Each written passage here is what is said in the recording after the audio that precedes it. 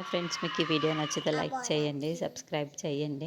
నందిని వైష్ణవి దగ్గరికి వచ్చి happy birthday Vaishnavi అని చెప్పేసి తన చేతిలో ఉన్న గిఫ్ట్ని వైష్ణవికి ఇస్తూ ఉంటుంది. నీకు జీవితాంతం ఈ గిఫ్ట్ చాలా బాగా గుర్తుండిపోతుంది అని చెప్పేసి అంటుంది. ఇంతలో నీకు ప్రత్యేకమైన గిఫ్ట్ పెట్టాను అని చెప్పేసి అంటుంది. అక్కడ ఉన్న వైష్ణవి అయితే ఒక్కసారిగా షాక్ అయిపోయి నందిని వైపు అలా చూస్తూ ఉండిపోతుంది. ఇంతలో అక్కడ ఉన్న నందిని మాత్రం నువ్వేం భయపడక్కర్లేదు, చాలా మంచి గిఫ్టే ఇచ్చాను, నీకు జీవితాంతం ఈ గుర్తుండిపోతుంది అని చెప్పేసి అంటూ ఉంటుంది. ఆ మాట వినగానే అక్కడున్న వైష్ణవి అయితే ఆ గిఫ్ట్ని తీసుకొని చాలా థ్యాంక్ యూ అని చెప్పేసి అంటూ ఉంటుంది.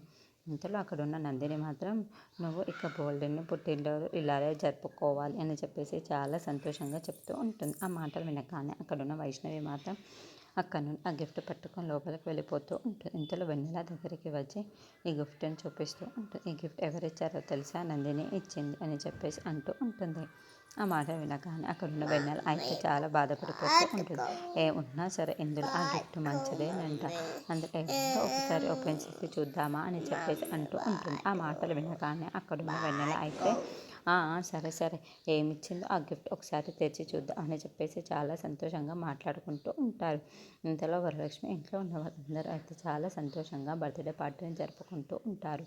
ఎంత బాగుందో కదా ఈ డెకరేషన్, ఇదంతా ఈరోజు అంత చాలా సంతోషంగా అనిపిస్తుంది నాకు అని చెప్పేసి వరలక్ష్మి అంటుంది. ఆ మాటలు వినగానే అక్కడున్న నందిని మాత్రం ఈ మాటలు, ఈ సంతోషాలు ఇంకా కొన్ని నిమిషాల్లో నీ వంశమే కూలిపోతుంది, అప్పుడు కదా నాకు మనశ్శాంతి దక్కుతుంది అని చెప్పేసి వరలక్ష్మిని చూసి చాలా కోపంగా మాట్లాడుకుంటూ అక్కడి నుండి అయితే నందిని ఉండిపోతూ ఉంటుంది.